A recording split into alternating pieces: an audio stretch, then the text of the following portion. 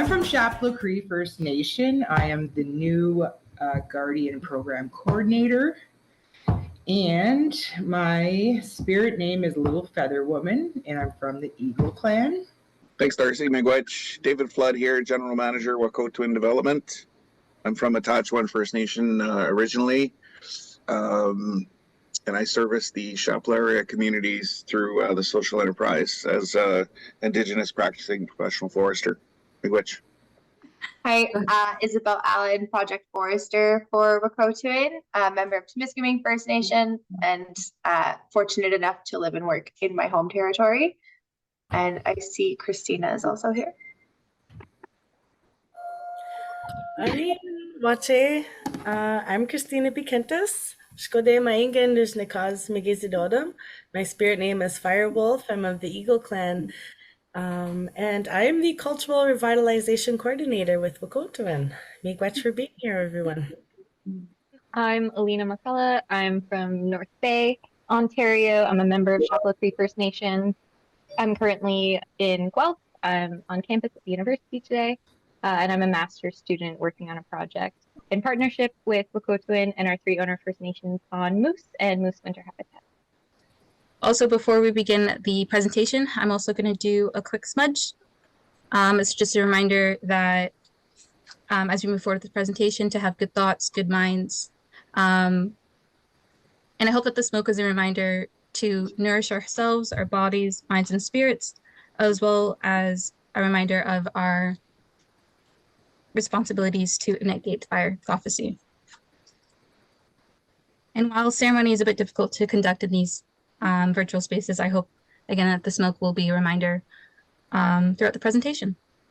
As we move forward with this week's discussion, which we're focusing on what are the tools within our Decolonial Toolkit, and also seeing how other First Nations are exercising their rights and responsibilities while rebuilding their nation.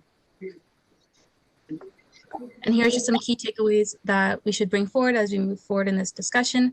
A reminder that policy reform, while it is isn't neutral, nor is it passive, but it's reactive in the context of decolonization.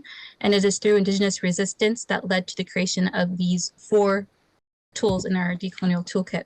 Wahkohtowin is referring to this toolkit. We're referring to a collection of policies that give us political, legal, or social leverage to honor our collective and individual rights as Indigenous people, while dismantling the ongoing legacy from the Indian Act.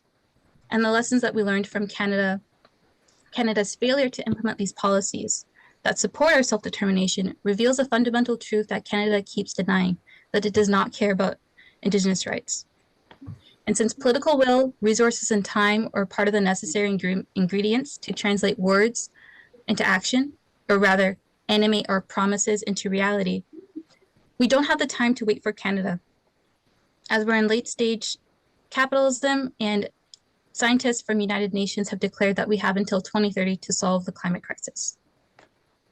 So we must implement these policies within our Decolonial Toolkit on our own terms, with or without Canada's support. So what are the tools within our toolkit that'll help us rebuild our nation, revitalize our culture, and return to our homelands? The first one is Section 35 under the Canadian Constitution, as it entrenches Indigenous and treaty rights. This is an important policy tool for many First Nations, as it forms the legal foundation for many of their class action lawsuits, usually with the province or federal government. Now, in the next webinars, we will more fully explore the implications of this lawsuit court case as a pathway for nation building. And what's interesting is that last week we give examples of how Canada is not honoring the treaties. And now, not only is Canada violating the treaties, but since 1982, they're also violating their own constitutions when they pave over Indigenous rights. Second one, as discussed last week, is the Truth and Reconciliation Commission. This was an important policy tool to capturing the attention of the Canadian public and leveraging their conscience, as the stories, trauma, and grief encapsulated in the TRC was able to move them from settlers into allies for Indigenous people. Whether it's because they believed in upholding Canada's honorable image as a so-called human rights defender, or they believed that the colonial state didn't represent them or their morals. Regardless, this policy tool was able to motivate Canadians into action and shame Canada into doing the right thing. Next is the Royal Commission of Aboriginal Peoples.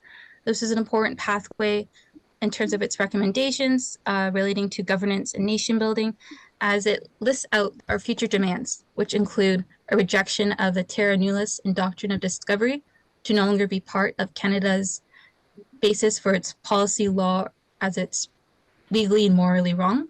The RCAP calls for a new royal proclamation stating Canada's commitment to these new relationships based on respect, recognition, sharing, and responsibility. And RCAP also calls for a new treaty process and companion legislation that recognizes Indigenous nations self-governance. And lastly, a $13 billion investment over 20 years in order to be back on equal footing as healthy nations. And that it also, legacy of the RCAP lives on as another legal policy tool for First Nations to assert their rights in the Canadian legal system. And lastly, we have United Nations Declaration of Indigenous Peoples. The rights outlined in UNDRIP are comprehensive and lay out the minimum standards for all Indigenous people around the world. Since it was adopted by United Nations in 2007 and later on by Canada in 2015, I found it interesting the distinctions between this new policy tool that we have. Within the first policy tool, Indigenous rights are entrenched, but they're vague and ambiguous, which the courts are seeking to understand this definition of these rights. Meanwhile, UNDRIP is specific enough, but also leaves room for Indigenous people and communities to further define it for themselves. Another thing that's interesting is that TRC, RCAP, and other policies recommend the full implementation of this to advance reconciliation and return to this nation-to-nation relationship. Final webinar, we will also explore the implications of this post-UNDRIP nation as a potential pathway. I also want to challenge everyone's understanding of UNDRIP. And if you could type your responses into the chat box below, letting me know if you can name all 42 articles, or if you can name a couple. The reason I'm asking this is because Wahkohtowin believes that everyone should be fluent in the language of UNDRIP and thus be fully motivated to implement these elements of it. And the reason why we're doing this is because we've seen from the federal and provincial governments that they are slow or lacking in this implementation. We could see that when Canada released and finalized its UNDRIP action plan with no new funding and non-committal language, there were calls for more consultation. And Pam Polymer says that the Liberal government is skilled in delaying action under the guise of consultation. So we need to keep this in mind and take note of our relationships with our treaty partners, especially as it looks like they're trying to remove one of our policy tools in our toolkits. And here is just some of the 42, some articles from the UNDRIP that were relevant to this nation building and governance discussion we'll have later on, such as Article 3, the right to self-determination, the right to free, prior, and informed consent, the right to consultation, and the right to be involved in decision-making matters. So moving forward and seeing how we can use these tools to honor our Indigenous rights, we also have to look into further defining them. So I just want to lay out some foundations about Indigenous rights and responsibilities before moving forward into the second half of the presentation. And that is that all rights of Indigenous people are deeply entrenched into the land. Our language, our culture, our identity, our rights, economy, governance are all essentially linked to the land. Remember, as we define Indigenous rights, that they are something that cannot be written or read about. They must be expressed. And as someone who is a rights holder, in order to honor my rights, I must express them. So how do we honor and express our rights as individuals, as a community, and as a nation? Another thing to keep in note is that self-determination flows to all other rights outlined in UNDRIP. And that self-determination must be fulfilled before achieving self-governance, which is foundational to nation building. I also want to take this time to advertise my future office hours with Wahkohtowin, if anyone wants to further discuss this, as it's often a topic debated within Indigenous discourse about what comes first, self-determination or self-governance. Touching upon Indigenous responsibilities, often when we're seeking to define our rights alongside our identity, I've often heard from the Anishinaabe Nation that to be Indigenous means to have responsibilities.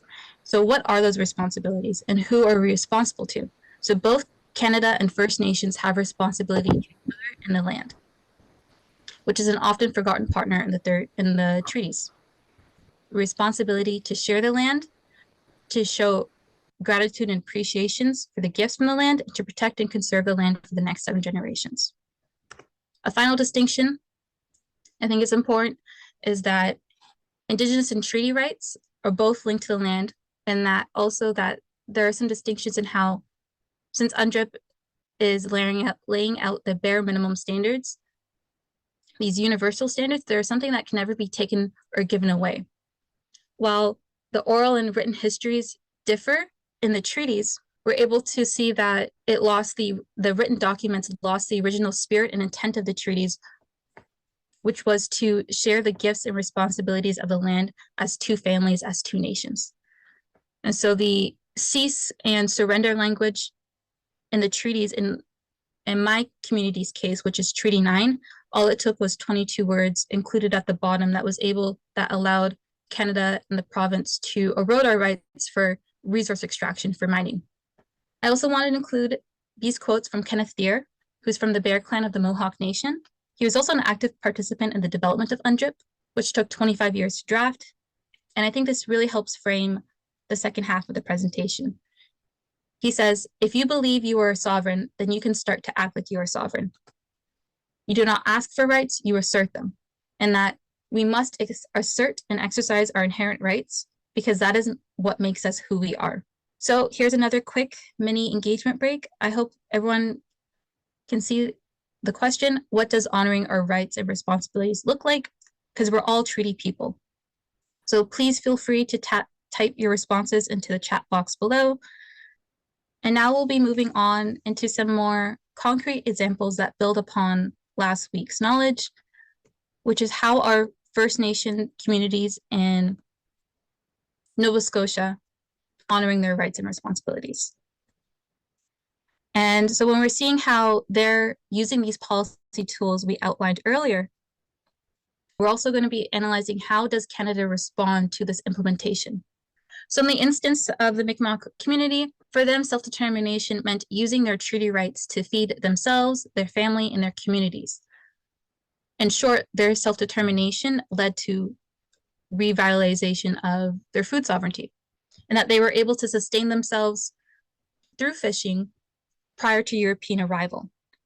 Now their right to fish, sell their catch, and provide a moderate livelihood is a constitutional, treaty, and internationally protected right, as articulated in the peace and friendship treaties entered in the 18th century with British newcomers.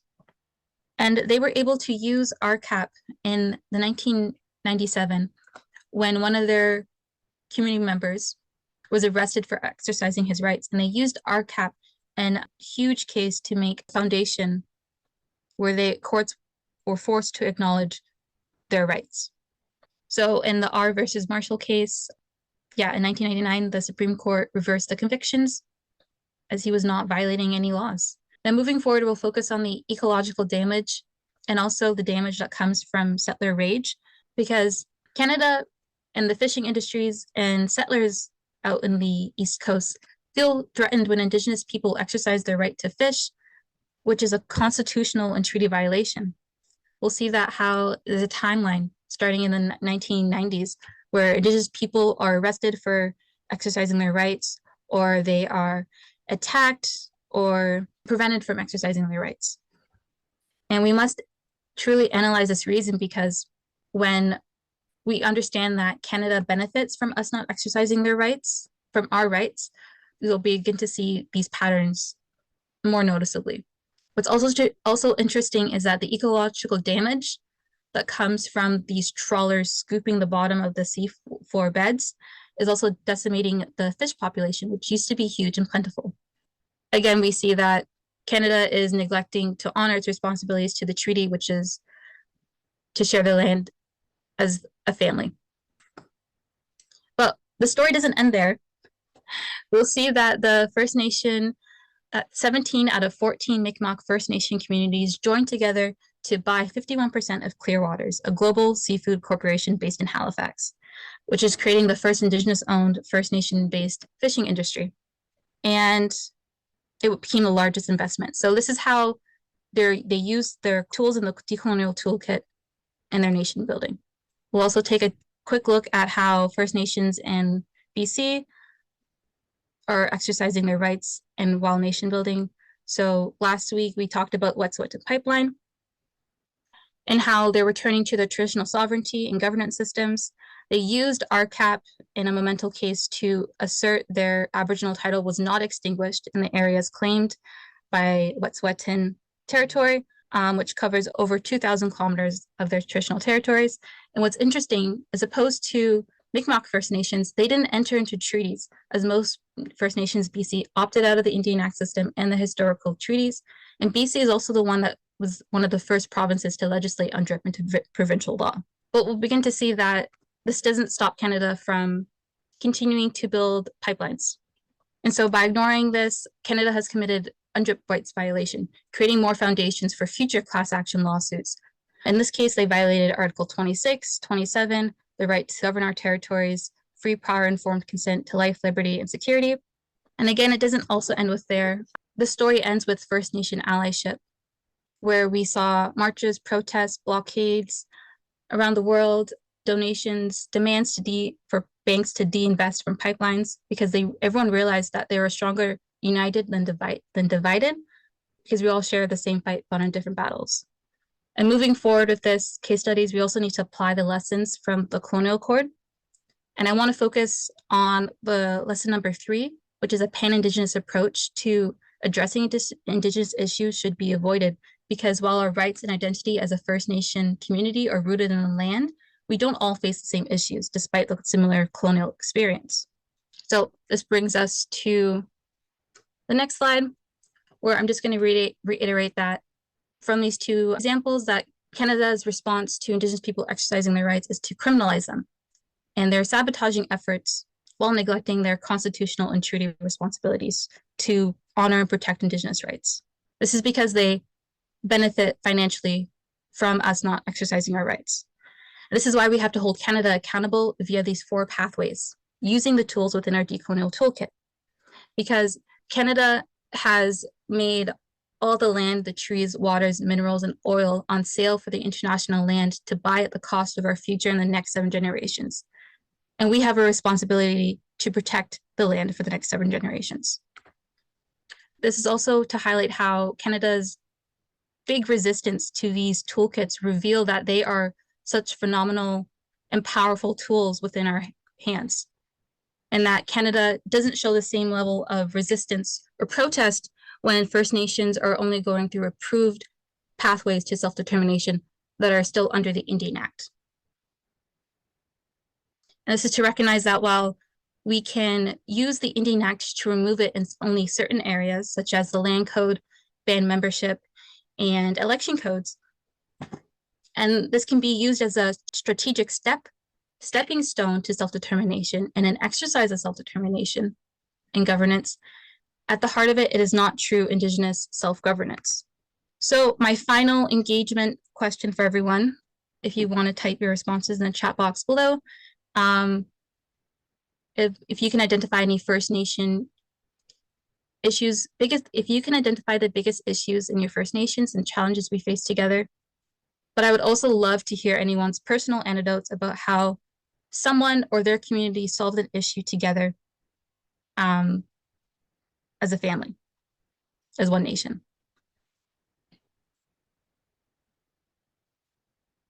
So yeah, it's important to remember that the Omushkegowuk, Anishinaabe, and Haudenosaunee nations that were referenced in this presentation, they face different challenges. And even with my community, each sub-community have their own issues. Moving forward, we just need to be united in order to move forward on the same path. Also to iterate that our relationship with Canada must change, but this is something new. This is something that is frequently mentioned in RCAP and TRC in our policy tools. And I'm going to reiterate the 4 pathways to hold Canada accountable, which is through class action lawsuits, shaming Canada on the international stage, which is partly how we got Indigenous rights entrenched into the Constitution, raising public awareness, through protest and resistance, which is how we got all 4 of our policy tools. So these are the pathways we're going to use to hold Canada accountable to its treaty responsibilities, constitutional duties, and implement these self-determination policies in our toolkit. But we also have to do our own part to open this decolonial door. When we divide ourselves using Indian Act terminology such as on or off reserve or status, non-status, it puts us in dichotomies of us versus them. And this is breaking our circle of sharing and caring. In order to move forward, Wahkohtowin views these policy tools, community and connection as valuable tools to helping us fully implement these self-determination policies and open the post-colonial door into our traditional governance systems. So with that is the end of my presentation. I see we went over a little bit at the time, but now we're going to be moving forward into more of a discussion piece using some principles from the medicine wheel. As I close my presentation, I wanted to better frame this in our discussion moving forward, is that policy can help us determine where we should build our sacred fire, or perhaps help us keep the fire going the longest, the brightest. Each one tool represents a rock that will encircle the sacred fire, but it's not alone to ignite the 8th fire prophecy. It's through action that we'll become closer to a future where we share the gifts and responsibilities of the land together and build a harmonious future between Indigenous and non-Indigenous people. So I'm going to stop sharing my screen, and I'm going to leave us with this question that we can that we can begin to answer using the medicine wheel. What does our community look like 100 years from now? So I bring this up because I'm hoping everyone's familiar with the medicine wheel, because while it typically represents like the 4 directions or stages of life, we're going to be using it to represent the stages of awareness, understanding, all the way up to the north where wisdom is. And this will help us imagine a future 100 years from now. And I also want to emphasize that imagination is such a powerful tool, and ways we can discover ways we can sustainably resist oppression and experience joy through our lives. So I'm going to stop sharing my screen. And if anyone has any questions for me, or they want to share their thoughts, please feel free to open the floor to everyone. But yeah, that's the end of my presentation. I know it's a lot of information to throw at everyone and expect an immediate answer. What I'm trying to do is help us build a collective vision for the future together. So imagining within our communities what 100 years looks from now, I thought was a great example. So I'll just share a little bit of how I was approaching this, in the sense that I realized I was trying to describe a future using English words, which make it difficult to convey my vision. So I don't know the word for community in my language. The closest word that I could find was Wahkohtowin, adjacent to Wahkohtowin. And for those who don't know, it means, refers to relationships, family, mutual relations, being related to. When I was coming to understand this word, I was thinking of how the root word Wa refers to light, spirit, color, like Wapos. And I found a similar word in English that embodies how I view this root word in relation to community, which is uplift. And I also think of there's a certain prefix in our language that refers to a certain relationship, meaning us, including you. So my personal definition, to be a community is to uplift each other's spirits. And if this is how we all collectively define our community, in 100 years from now, our community will look, act, think, and be different than how we are currently defining our community through status cards, memberships, or blood quantum.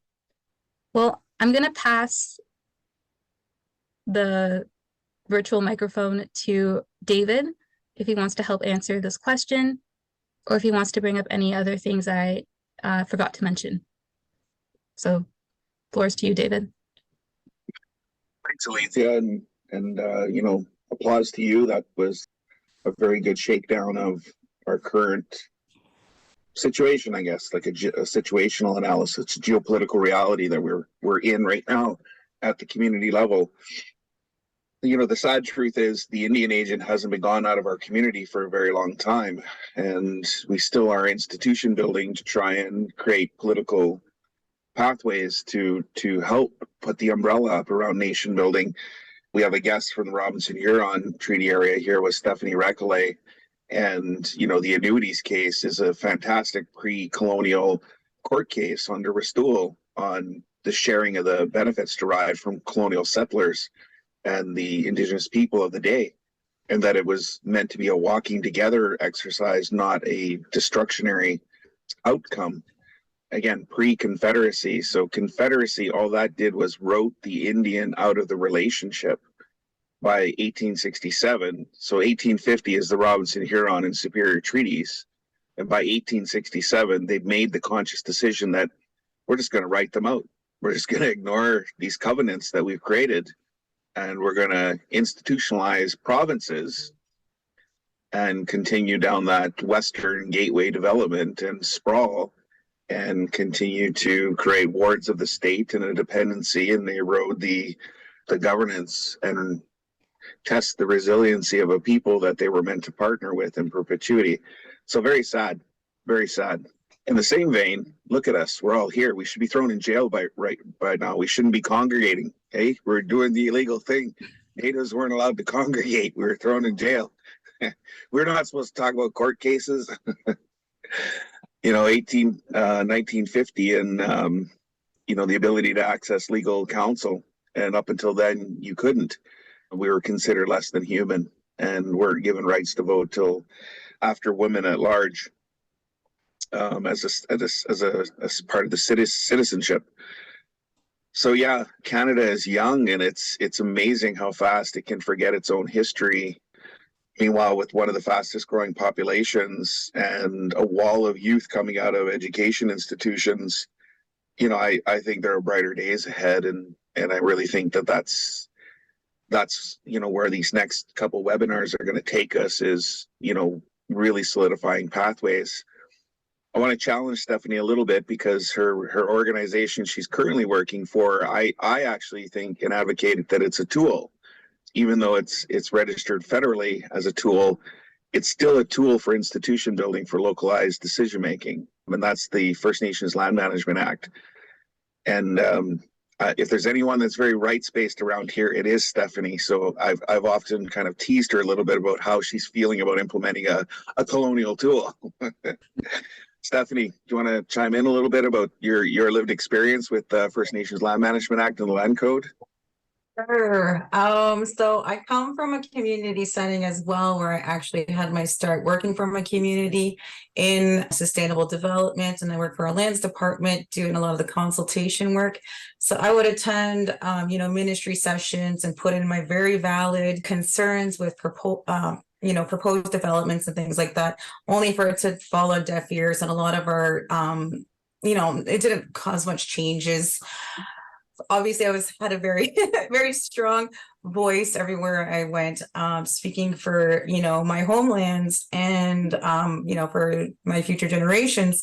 So going into the Land Management Resource Center, which is, yeah, they implement land codes in First Nations.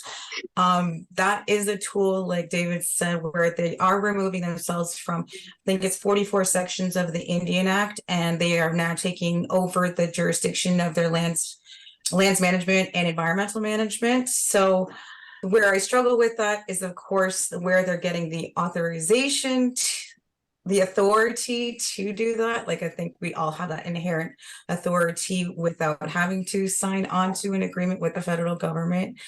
But of course, I do see it as a tool. A lot of the communities that we are working with are creating their own laws. They're able to make decisions over their own lands. And for First Nations who have that capacity, I see it working really well in those communities. So I do see it as a tool of one avenue of reclaiming that authority in our homelands. But of course, I do see a whole bunch of limitations, such as it only right now applies on reserve lands and not necessarily the traditional territory as a whole. So there's definitely its limitations, but I do see it being a step up above, you know, previous delegated authorities. Definitely not full self-autonomy or self-determination, but, you know, it's it is incremental movements towards there. It is giving First Nations, the resources, I guess, because when you do sign on, you do get some funding through those agreements to help establish some of your governance systems, and how to, and then through our organization, we help with, making sure those making sure the First Nations are exercising those authorities with the support that they need to do a good job. They have a meet or beat principle with, existing legislation. So it's not like they're saying like, oh, when you sign on to this, now you can just like pass anything that you want. And there's definitely like, you have to at least maintain the existing standards, and you can even take the standards above and beyond, which is, more reflective of our values. And you see like the lowering or the lessening of regulatory to get a project passed. Some of our governments are very selling out our environment for profit. I think Chief had mentioned that in his comments, the profit over principles. So it just does allow us to take at least control over our reserve lands, and maintain that higher checks and balances, and make sure that we're doing our job as Indigenous people to protect our lands. I just wanted to throw up with the Clearwater thing that I did just go down to Mi'kmaq territory after they bought it. And I got this So cute. I love it. I'm not big on buying things, but I was like, the Nishnabs, our Mi'kmaq own this now. I guess I could support. I love that. Honestly, the whole initiative they took, it always mind blowed me, like in ways we could take example. I wonder bringing it back to our own communities, because my community isn't known to be a fishing community, but they took, that's inherently linked to their rights, and they were able to recreate either nations and food sovereignty. So I love that. I love the support that you gave them. The question I just generally, around policy and policy development and the need to capitulate a change, and whether something's workable or not. You always say, do the means, in other words, what you put in motion, does it justify the end? So if you're talking about 100 years from now, what are the means we need to put in place to create that 100-year vision? And so I point to this First Nations Land Management Act as a means, certainly not the destination, but with it. And as I said previously, we were written out of Confederacy. If we were written into Confederacy, we wouldn't have the Ristoul case to say, you didn't give us the annuities we agreed to. If we had the annuities all along that we agreed to, we wouldn't be a less than nation. We would be leveled the playing field, and we would have stayed competitive with the colonialism going on at the time, and we'd be living a whole different life. So there's that disparity. And so, to be fair, my response is, I don't want to wait 100 years. I don't want another 50 years. I want our communities to rise fast within the next 10 years. I don't want to see another generation lost. Every decade that goes by, we lose, that year-old that grows into a 20-year-old. Ouch, right? We all know there's epidemics around mental health and drugs and addiction, and we got to find a way to break that impasse, which I think we're doing. It's very exciting right now. Everybody, like, we got a cumulative impacts case going on, which we'll talk about on our next webinar, and everybody's watching the Ristoul case and looking east and west. The land case in BC, right? The Chilcotin case, the title case. It's amazing. I see the deputy chief has her hand up. Hi, everyone, and thank you for the invitation. I'm so excited because, I've been invested in Wahkohtowin from the very beginning, and the principles of what we stand for and what our objectives were. And David, I know that we could go on for hours talking about the challenges that started by uniting our nations with the NSRCF, the Northeast Superior Regional Chiefs Forum. And I mentioned that in the side chat because we've had a lot of those challenges that we've contended with, dealing with government policy, regulations, restrictions, those kinds of things. And we've challenged them head on.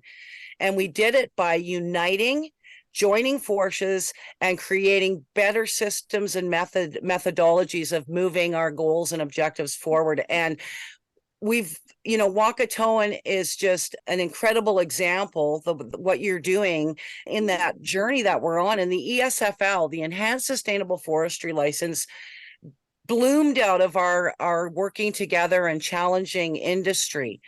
And the ESFL was the Enhanced Sustainable Forestry License, which was a new approach, a methodology that put us in the driver's seat in forestry management.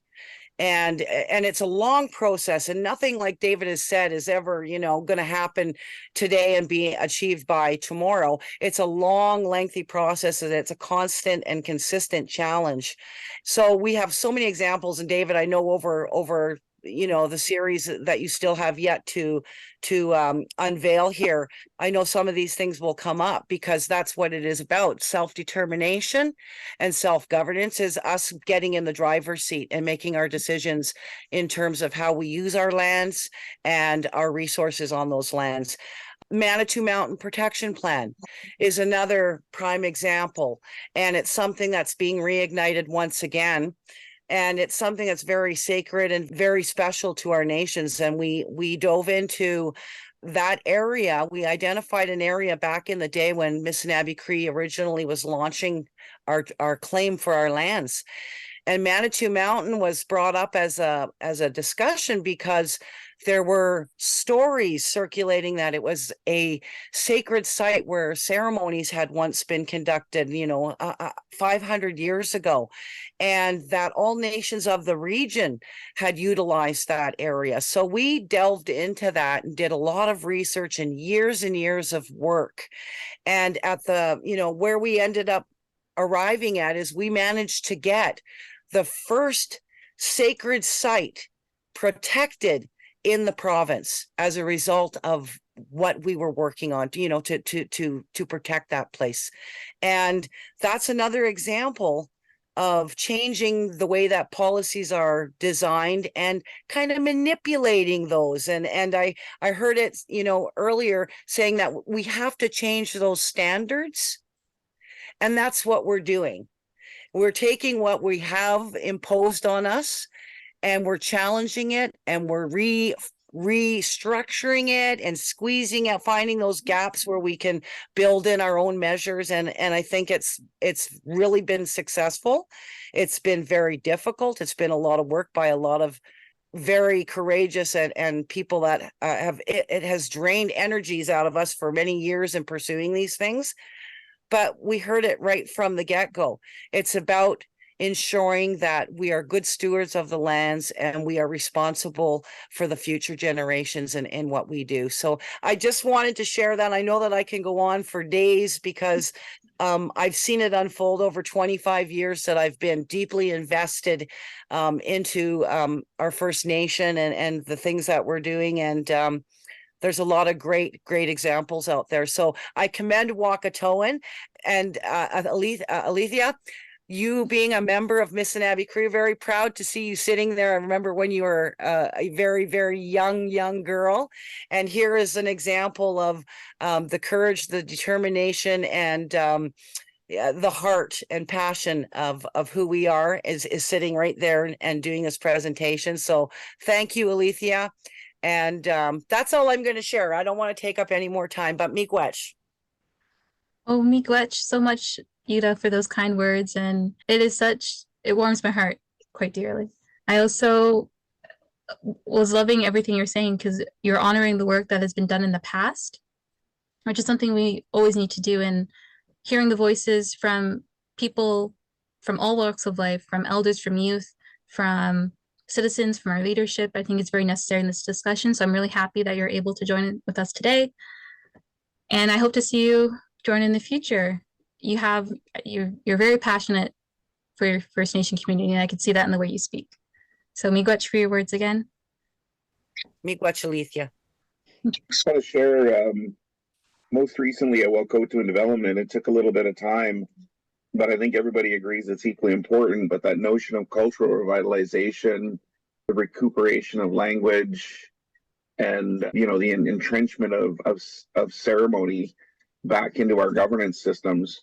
That is a significant part of the journey that it took Wahkohtowin a little bit, because it's easiest to handle the pragmatic things, negotiate this, engage on that, talk about conservation, bring around negotiations on a bankrupt sawmill. Like, those are all just functional things to get through and establish a shareholder agreement on the enhanced sustainable forest license.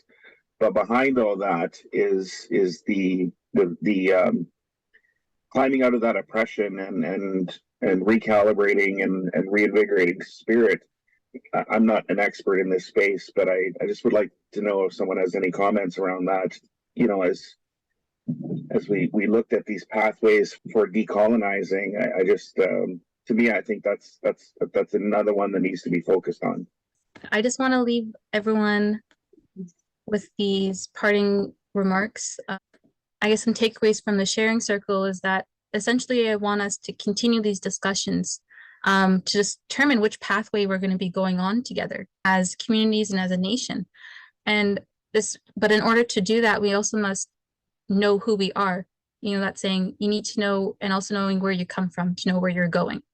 And if we're all in agreement, who we are is inherently connected to our rights, and our rights are inherently connected to the land, and our responsibilities are inherently connected as part of us as our identity as a nation, then that can give us a more concrete, specific vision for the future. And when we're dreaming big or imagining big, which you need to do to make big actions. Because I also don't want to wait another generation where UNDRIP isn't fulfilled or our rights aren't honored. With that, I'm going to hand it off to Darcy to do the giveaway. This week's book prize is Arthur Manuel's Reconciliation Manifesto. I'll hand off to Darcy to do the rest. We'll be having 2 prizes, and those who won last webinar, unfortunately, are no longer eligible, which would be Joanne Pezzo, who I believe is under the name Red Sage.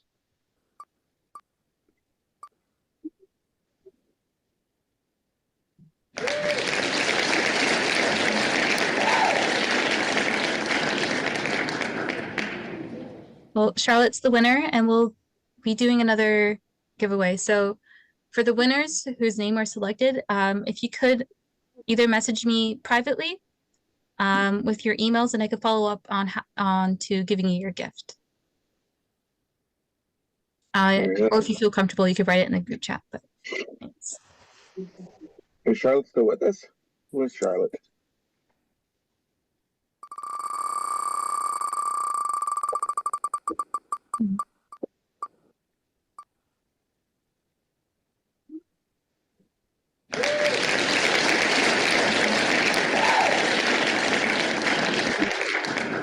Well, congrats to the 2 winners, Victoria and Charlotte. You have won a copy of Arthur Manuel's book. And so now that we finished the giveaway, we're over the time. I wanted us to send us off in a good way, and we're going to listen to the beautiful singing of one of our Wahkohtowin team members leading us off into the Warrior Woman song. Hi, I'm Firewolf. I'm of the Eagle Clan, and I carry the spirit of the white buffalo. Ani Bojo, I'm Dawn Eagle, and I'm also from the Eagle Clan. This is my mom. And we're gonna sing the Rainbow Warrior song, and we learned this song in the Ghost Dance in Selkirk, Manitoba. And it's an ancestor song as well, the honor song for ancestors. So here we go. Is there anything else you want to say about it? We call it the Rainbow Warrior as well. It was at the Ghost Dance where we learned this with David Cushane Ba. Mm-hmm.